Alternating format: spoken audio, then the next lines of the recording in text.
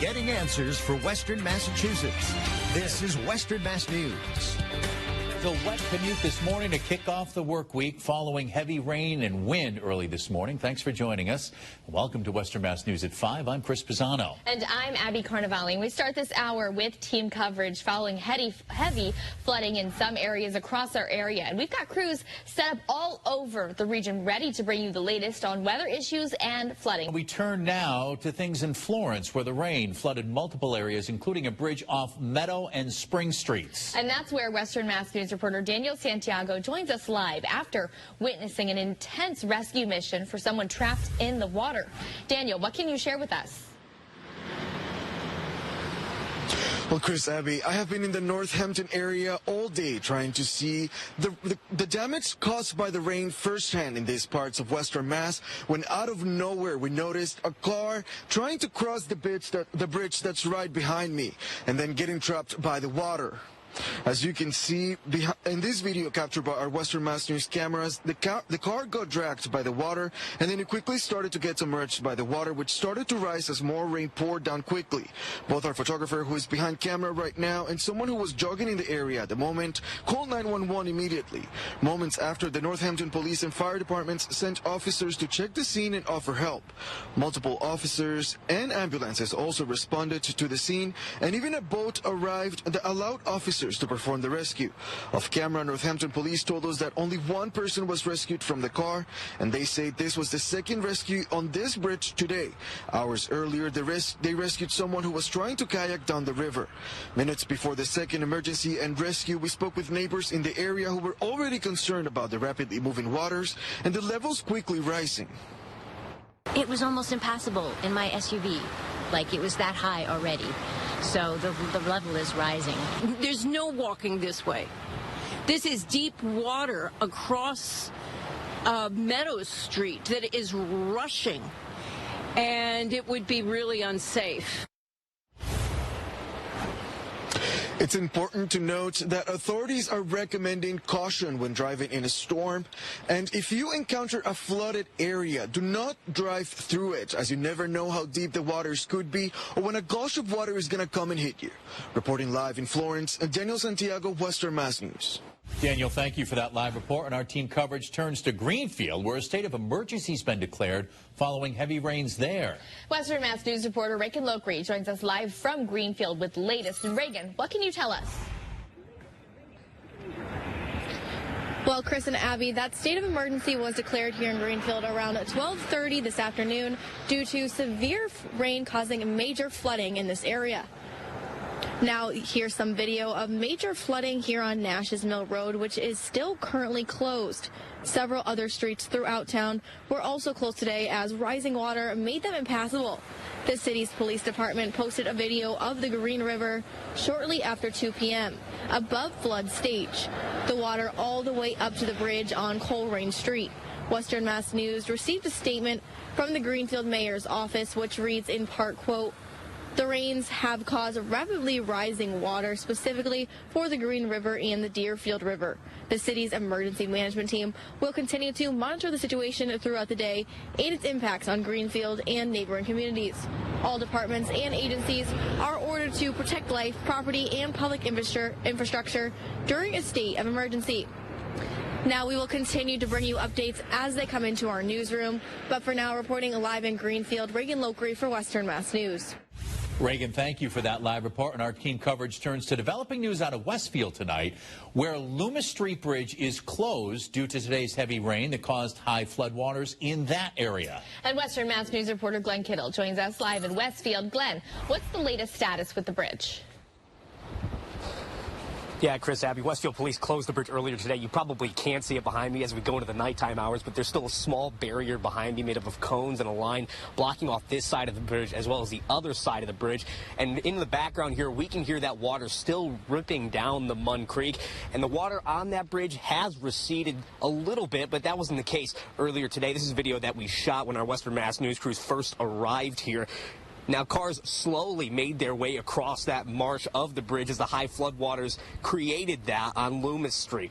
We caught up with Westfield Department of Public Works Director Francis Kane, who tells Western Mass News they'll have to wait until the water recedes even more to reopen this bridge. There are some requirements we have, given the condition of that bridge, that when we do get high water events like this, that we need to shut the bridge down. When the water recedes, an inspection will be made to make sure that the bridge is, sound. Now, in the meantime, Westfield police are asking the public to take to George Loomis Road to North Loomis Street to access Honey Pot and Loomis Ridge. Now, Westfield police report that it could take days in order for this bridge to reopen. Reporting live in Westfield, Glenn Kittle for Western Mass News. We begin tonight with breaking news that we're following in Holyoke, a shooting this afternoon with multiple victims. Thanks for joining us on this Wednesday. Welcome to Western Mass News at 5. I'm Chris Pisano. And I'm Abby Carnevale. We've learned that one of the injured was on a PVTA bus. And now we have team coverage with Western Mass News reporter Daniel Santiago live with the latest from the scene. Krista Burnell is standing by with how ShotSpotter technology is helping police in cases like this.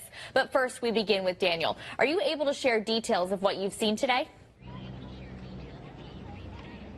Well, Chris, Abby, we spent all afternoon right here at the scene, and for the past 4 hours, we've seen multiple state and local police cruisers coming and going.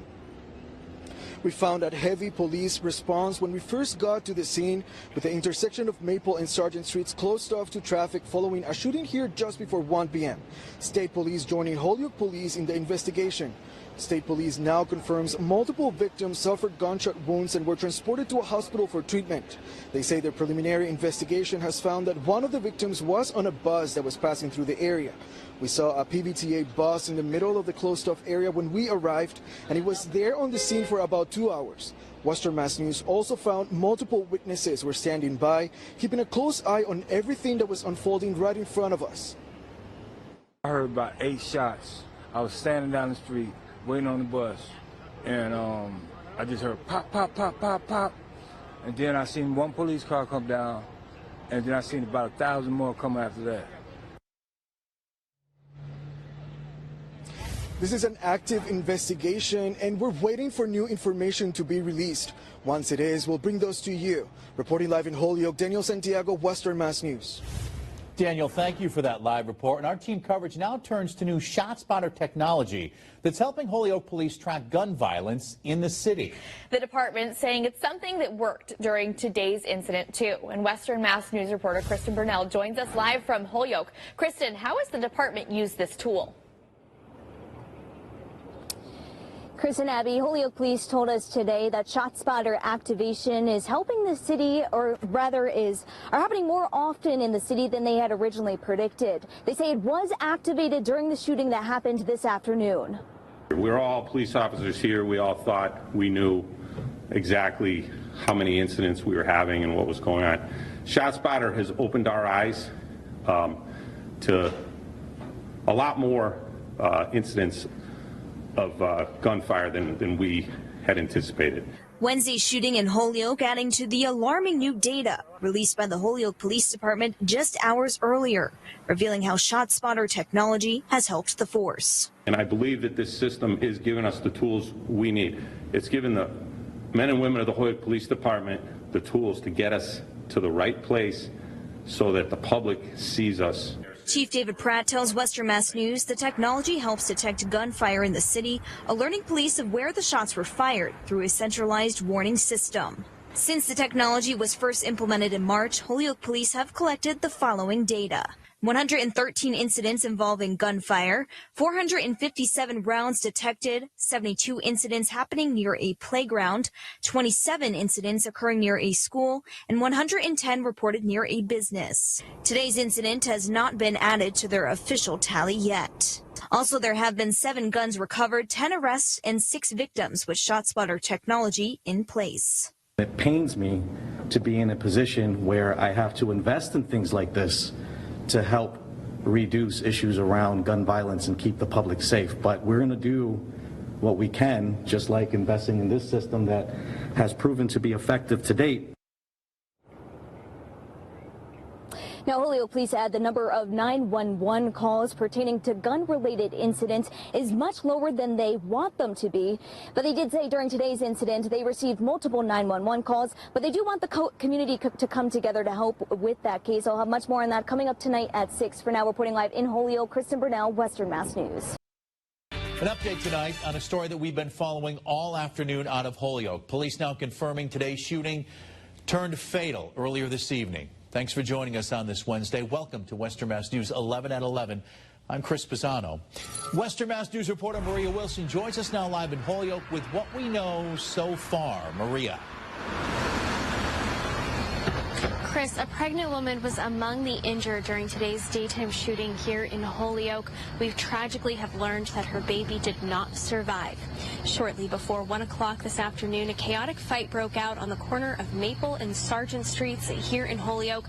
Police say that 3 men were fighting, which ultimately led to a shooting as gunshots were exchanged among the men. Police say a round hit a bus that was in the area. The pregnant woman, uninvolved in the fight, was believed to be, she was on the bus. Police believe that one of the rounds struck the bus that she was riding on. She was taken to a nearby hospital in critical condition. When she arrived, medical personnel delivered the baby, who needed life-saving medical services, but despite their best efforts, the infant tragically passed away. The district's attorney's office says that the suspects have been in custody. Their names not released at this time. We will continue to bring you any details as soon as they become available to us. For now, reporting live in Holyoke, Maria Wilson, Western Mass News. Learning new information about the victims and suspects in the horrifying shooting yesterday in downtown Holyoke that led to the death of a newborn baby. Thanks for joining us, everyone. For Western Mass News at 5, I'm Chris Pisano. And I'm Abby Carnevale. We begin tonight with team coverage for you in Western Mass News. Reporter Daniel Santiago is standing by at the Holyoke County District Court. But first, we begin with Kristen Burnell. Kristen, what did the city's mayor announce today? Well, Chris and Abby, on the heels of yesterday's deadly shooting, Mayor Joshua Garcia spoke out today, saying plans are in the works to address concerns over violence in the city. Now, just yesterday, a woman who was 8 months pregnant was caught in the crossfire of the shooting while riding a PVTA bus in the 100 block of Sargent Street, resulting in the loss of her infant. The 29-year-old woman remains in critical condition. Mayor Garcia shared with Western Mass News that he spent last night at the hospital with the unidentified woman's boyfriend, providing him support. He shared there is a lot of work to be done in the city following this act of violence. But the magnitude of the issues doesn't allow me to do more than scratch the surface of what we are dealing with here in the city of Holyoke. And even though that's the case, I tell you this from the depths of my grief, that I still have as much hope and vision and faith in the future of Holyoke as that young woman on the PVTA bus had for her baby. Now, community members we spoke with today shared their concerns about public safety in Holyoke. Mayor Garcia has this message for the public as efforts are underway in his office to keep the city safer. Watch what's happening in your neighborhoods. Call, text if you see something that you know is not right. Work together with your neighbors and demand the expectation you want for your neighborhoods and for your community, because I can't do this alone. Now, coming up tonight at 6, we'll hear from one local business owner who owns a restaurant just around the corner from where that deadly shooting happened yesterday. For now, reporting live in Holyoke, Kristen Burnell, Western Mass News. Kristen, thank you for that live report. And our team coverage now turns to the suspects in this fatal shooting, one of them facing a judge this morning. Western Mass News reporter Daniel Santiago joins us live outside Holyoke District Court. Daniel, what happened there today? Chris, Abby, 22-year-old Alejandro Ramos was arraigned today in court in connection with the death of the baby of a pregnant woman who got shot yesterday while riding a bus. Western Mass News in the Holyoke courtroom as Alejandro Ramos made an appearance Thursday morning charged with murder. The 22-year-old's right hand was seen wrapped in bandages and covered in blood. He stood there listening as the prosecution was recalling what happened the day before. This was a gun battle that occurred in broad daylight at a busy intersection here in the city of Holyoke. This individual, as well as 2 others, were all involved in that altercation that took place at the intersection outside of the market. And tragically, one of those rounds struck a passing city bus. wounding a female victim, and her 8-month-old unborn baby died as a result of those injuries. At the request of the prosecution, the judge agreed to impound all court documents related to this case due to the sensitive nature of the ongoing investigation. A second suspect in this shooting remains hospitalized.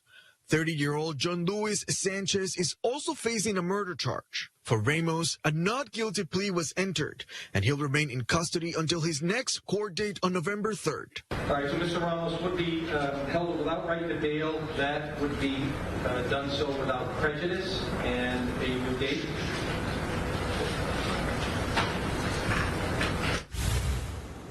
According to the Hamden District Attorney's Office, there is also a third suspect being sought by law enforcement. We'll continue to follow this story closely and bring you the latest details as we get them. For now, reporting live in Holyoke, Daniel Santiago, Western Mass News. Welcome to Western Mass News at noon on ABC 40. I'm David Horwitz. We begin with breaking news as the Massachusetts State Police have activated an Amber Alert for a 4-year-old girl, Cortana Gonsalves, who was kidnapped by her non-custodial biological mother, Brandy Arnold. Western Mass News reporter Kristen Brunell joining us live with all that we know so far. Kristen, what can you tell us? David, according to state police, Arnold took the child from a family gathering earlier this morning in violation of her custody agreement. On your screen now are photos of a 4-year-old Cortana, who is described as a white female with brown hair. State police say she is approximately 3 feet tall and 30 to 35 pounds. She was last seen wearing an aqua-colored Hello Kitty shirt and striped shorts. Arnold and Cortana may be traveling in a gray 2010 Honda Accord with Massachusetts plate number 3SCG24. On your screen now is a photo of Arnold, who state police say has made both suicidal and homicidal statements, and there is urgent concern for the safety and well-being of the child. Arnold's last known location was on the Massachusetts Turnpike in the Blandford area at 9:28 this morning. Now Springfield Police and Mass State Police are investigating, and they're both searching for Arnold and Cortana. Anyone with information or that may see both of those individuals or the car is asked to dial 911. This is a developing situation. We'll continue to bring you the latest details as they come into our newsroom. For now, reporting live in Springfield, Kristen Brunell, Western Mass News. Well, we are continuing to follow some breaking news as Massachusetts State Police say that the young girl at the center of an Amber Alert has now been found. We go now to Kristen Brunell, who's been following these developments from the beginning. Kristen, what can you tell us? David, according to state police, 4-year-old Cortana was found and is safe. They also say that the mother was found, Arnold was found with her, and the 4-year-old is unharmed. Now, on your screen now are photos of that girl. She was found over an hour north of Springfield in Chester, Mass. Which is in Berkshire County. This is after state police said Arnold took the child from a family gathering earlier this morning in violation of her custody agreement. Now, state police say that more details will be made available. We'll be sure to bring you the latest updates as they come into our newsroom. For now, reporting live in Springfield, Kristen Brunell, Western Mass News. We also continue to follow the latest on an Amber Alert that went out this morning after the mother of a 4-year-old girl from Springfield took off with her, violating a custody agreement. Now, the 2-year-old was found quickly and safely after the alert was issued. Western Mass News reporter Kristen Brunell joins us live in Springfield after getting answers on how the Amber Alert helped police. Kristen. Chris, Springfield police tell us that they received a call just after 8:30 this morning that the girl went missing. And then an Amber Alert was issued just after 11 a.m. Now we're learning new information about the importance of Amber Alerts and how this played a role in bringing the little girl back home to Springfield. On Thursday, an Amber Alert lit up the phone screens of thousands for a 4-year-old girl from Springfield. She was taken from her home in Indian Orchard by her mother, who does not have legal custody of her. It's her birthday, and her mother came for her supervised visit, picked her up, and took off. The grandmother of the young girl speaking out about the scary moments that played out Thursday morning. We've gone through a lot with her mother threatening to hurt her and threatening herself, and We didn't know what was going to happen to her. Springfield Police Public Information Officer Ryan Walsh shares the importance of Amber Alerts during an incident like this. What really helps is the reach that it has and that people are taking it seriously. So you have an Amber Alert go off, and shortly thereafter the vehicle, the mom and the child were all located. To respect their privacy, Western Mass News is not showing or revealing the identity of the 4-year-old. But state police located 32-year-old Brandy Arnold and her 4-year-old daughter in Berkshire County around noon Thursday. Part of the state where the mom was located is actually in Albany's market. So it's not just your local market or your state market. You're able to get these Amber Alerts to reach beyond, what your normally your normal reach would be, and into different markets, and that likely played some kind of role in finding and locating the mom and child quicker than we would have been able to otherwise. Walsh tells us that Springfield Police got a call around 8:30 a.m. that the girl was taken, but the Amber Alert did not go out on most phones until after 11 a.m. State police tell us cell phone providers control the speed of the message, but Walsh says it played a big role in bringing the girl back home to Springfield. In these situations, time is always of the essence, because you want to make sure that the child is safe, they don't get too far away, the mom's not on any potential, drugs or intoxicated in any way while they're driving a car at potentially a high speed. So getting the child back quickly and safely is always goal number one. I'm just thankful everything worked out. And they found her quick. Now, Arnold is expected to be arraigned at Springfield District Court tomorrow and is facing kidnapping charges. Meanwhile, we're told that the child is home safe with her family. Reporting live in Springfield, Kristen Burnell, Western Mass News. Kim Fairbanks died a hero. That's the message her daughter wants everyone to hear after losing her in Monday's tragic shooting on Berkshire Avenue in Springfield. Welcome, everyone, to Western Mass News at 6. I'm Chris Pisano. Western Mass News reporter Matt Satilli now joins us live in Springfield with the story. Matt. Chris, Alyssa Strait speaking exclusively with Western Mass News after a gunman opened fire on her mother, nieces, and nephew. According to her, her mother is a person who cares all about her family and would do anything to protect them. She always kind of joked around saying that she would, die for her grandchildren. That's how she was going to go out. And I really hate to say that that's our reality now. Alyssa Strait remembers her mother, Kim Fairbanks, as someone who loved her family and would do anything for them. She was a mom to everyone, and she had 6 beautiful grandchildren.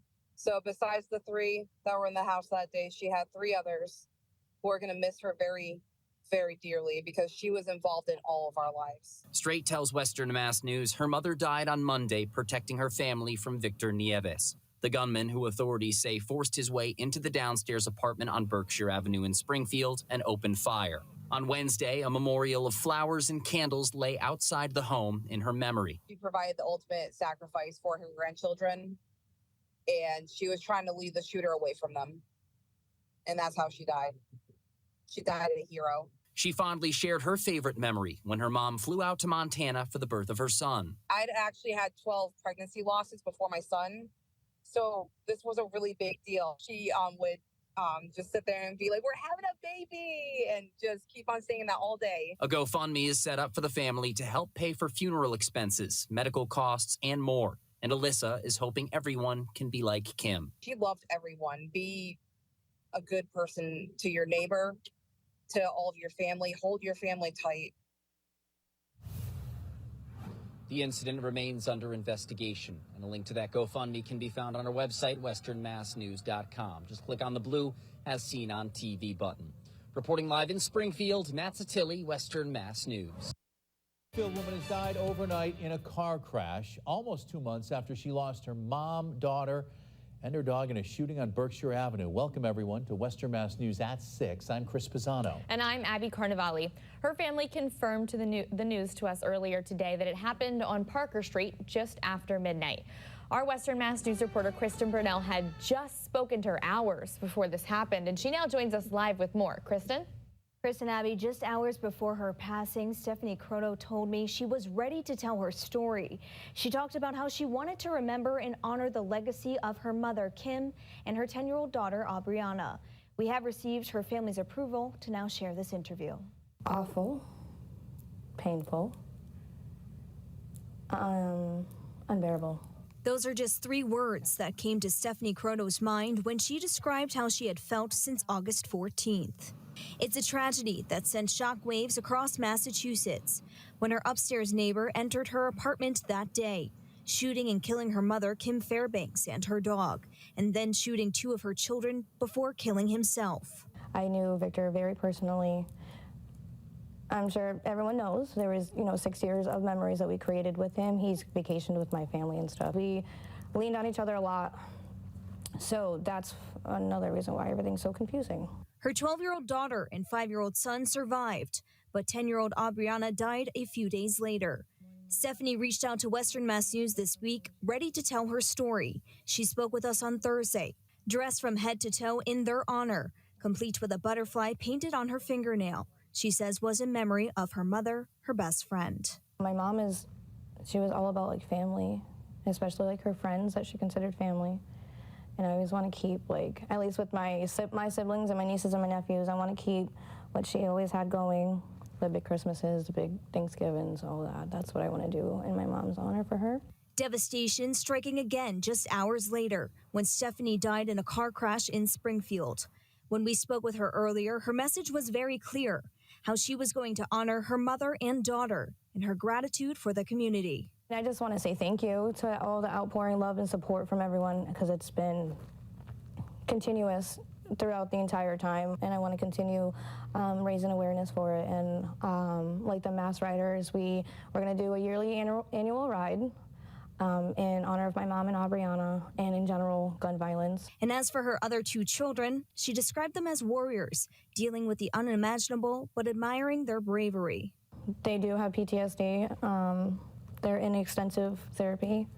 CJ has, instead of crying like us would, he does a lot of behavioral outbursts. Michelle, I think we have come to the conclusion she might be in still a little bit of shock. And each day is a new day. A GoFundMe to help with Stephanie's funeral costs have been set up. You can find that link over on our website. Reporting live in studio, Kristen Burnell, Western Mass News. News viewers reached out to us concerned about the conditions at a local cemetery that they say is in a state of disrepair. Our Abby Carnevale spent the day getting answers for those demanding better for loved ones they've laid to rest. I wasn't in the right state of mind to pick a cemetery, and it does make me sad that she's here. Dayanara is a young mother who reached out to Western Mass News hoping we could get the answers she's searching for. After she lost her 1-day-old daughter in March of 2022, the newborn was laid to rest at Oak Grove Cemetery in Springfield. She's most upset by the removal of personal items at her daughter's grave, including flowers, pinwheels, and stuffed animals. Last year when I was here in June on my birthday, I came to see her, bring some flowers. The maintenance worker was being really mean. I asked, why did you throw everything away? And I understand there's certain things in certain seasons that you can't have certain things on the headstones, but it wasn't at that point yet. Western Mass News brought her concerns directly to Oak Grove Cemetery and received a list of what can and cannot be left behind at grave sites, which is shared at the time a plot is purchased. Among the items not permitted, artificial flowers, toys, balloons, and gifts. Oak Grove also says their staff does weekly pickups of items that don't fit within their guidelines, and that, quote, 98% of the miscommunication is due to grief. The entire cemetery spans 90 acres in Springfield, with only 3 people taking care of property upkeep. They tell Western Mass News they're actively looking for help, but are struggling to find people. They've had to hire external services to supplement upkeep for the first time this year. Dayanara shares one confrontation she had with someone on the grounds. I left crying last year. I left crying my eyes out because I didn't even know what to say.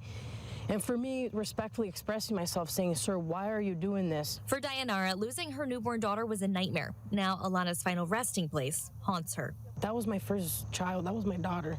Mm-hmm. And that was one of the most painful, hardest thing I've ever gone through in my whole life. Mm-hmm. It really changed me as a person. Reporting from Springfield, Abby Carnevale, Western Mass News. Oak Grove Cemetery shared that they encourage grieving loved ones to hold on to objects near and dear to their hearts instead of leaving them at the cemetery. Western Mass News is getting answers. A Western Mass News employee sent in a picture of a sign on the Mass Pike, which may leave you guessing where to make your next turn. Western Mass News reporter Matt Satilli explains. When family and friends from faraway places visit you, their loved ones in Western Massachusetts, they may find themselves in a strange new place, needing to navigate to and from Bradley International Airport in Windsor Locks, Connecticut. Or maybe that's where you'll board a flight this summer to begin the vacation of your dreams. But not if this sign has something to say about it. I think it's no exit there. It's no exit 46. Right off the bat, I can see the exit numbers are different. The picture of the sign sent in by a Western Mass News employee lists exit 46 as the exit to connect on I-91 South to reach Bradley. So we jumped in the car to check it out for ourselves, and you can too. It's located on the westbound side of the Mass Pike just after the exit for Route 33 in Chicopee. Sure enough, immediately after the sign, we began looking for exit 46, only to find exit 45, leading directly to I-91. That's my airport, so yeah, I would like to see it fixed. I mean, come on. What do we pay you guys for? Somebody's fixing.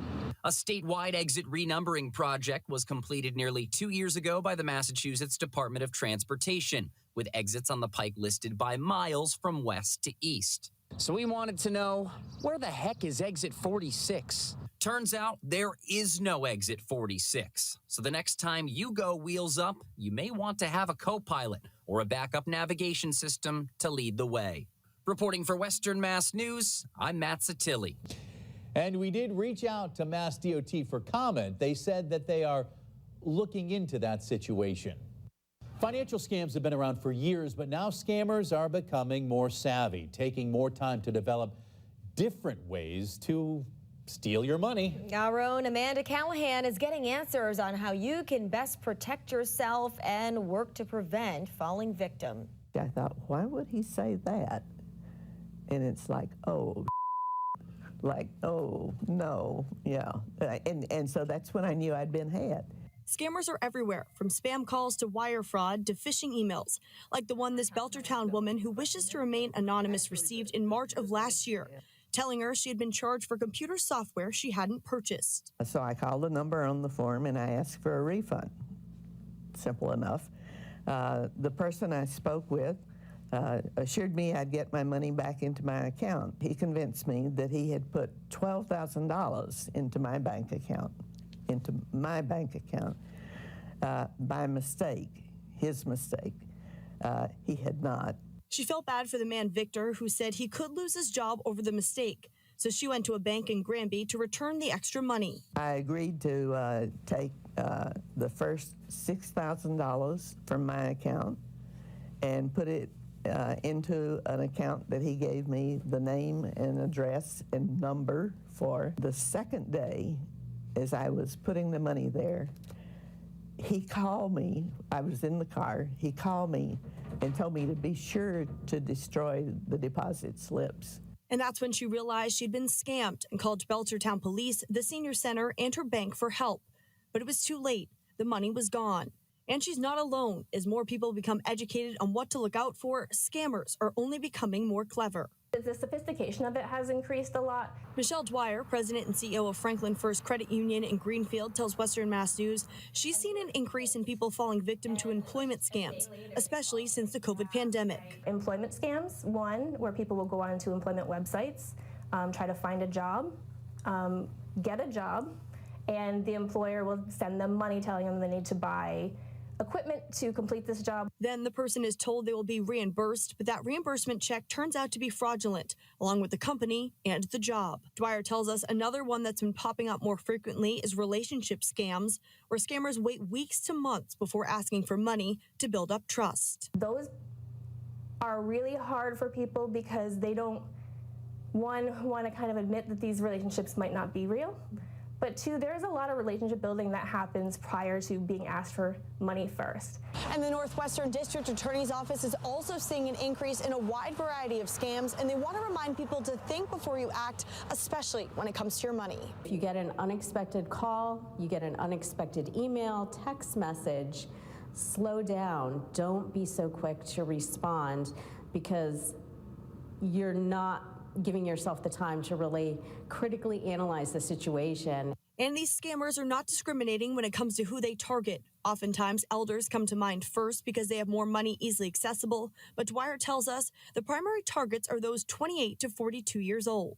It doesn't mean anything, as far as whether you're smart or you're savvy. It's really can happen to anybody. And we have seen it happen to everybody from all walks of life, whether it be a young person to an old person, any economic status, any educational background. The Northwestern DA's office knows how difficult it can be to find and prosecute the scammers. They're working to change the conversation around the embarrassment people face when they are tricked, encouraging people to reach out to a trusted family member or friend if something feels off. The conversation should start with, can you believe how realistic these scams are getting? There is a lot of shame associated with being victimized by a scam. And that is in part because when we have conversations about scams, we hear a lot of people start the conversation with, can you believe the ignorance of this person? How could they fall for something that's so obviously a scam? But that's really setting the stage for more people to stay quiet about what they may be experiencing because they don't want to be judged. Before the school year wraps up, the Hyundai Dealer Surprise Squad got the chance to honor a special education teacher at Fosse Elementary School in West Springfield. Brenda St. Peter has been leaving a mark on her students, staff, and their families for 26 years. And now, with the help of her loved ones, it was her turn to be celebrated. I love you. That's the message hundreds of students and staff members were spreading at Fosse Elementary School in West Springfield. All of them coming together to surprise Brenda St. Peter, a special education teacher who spent more than 25 years making a difference in the school community, leaving a lasting impact on not only her students, but many of her coworkers as well. Brenda has given me the confidence to pursue my education, has been my mentor, and has taught me so much. She has never done this job for anyone to say thank you. Amanda Balboni Hurwitz is just one of the several people who nominated Brenda for the Hyundai Dealer Surprise Squad, creating a day that was unforgettable for everyone involved.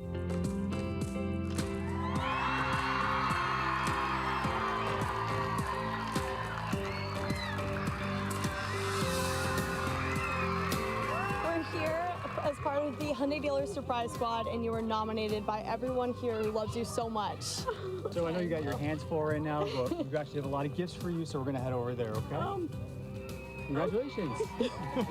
And with the help of the Western Mass Hyundai dealers, the surprises were only just beginning. We have $500 for you to go spend on yourself. Take the weekend and go do something nice for yourself. So we have $500 for you for that.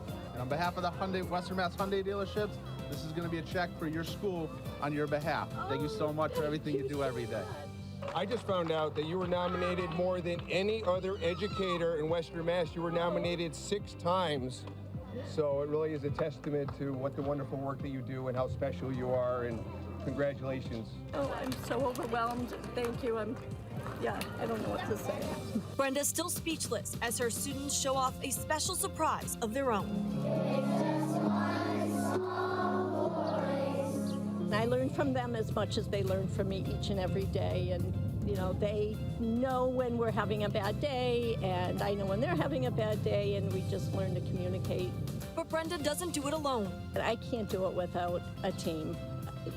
We have a lot going on in our little classroom, our little home. Her staff is just as grateful for all her hard work and dedication each and every day, wanting to give back to her.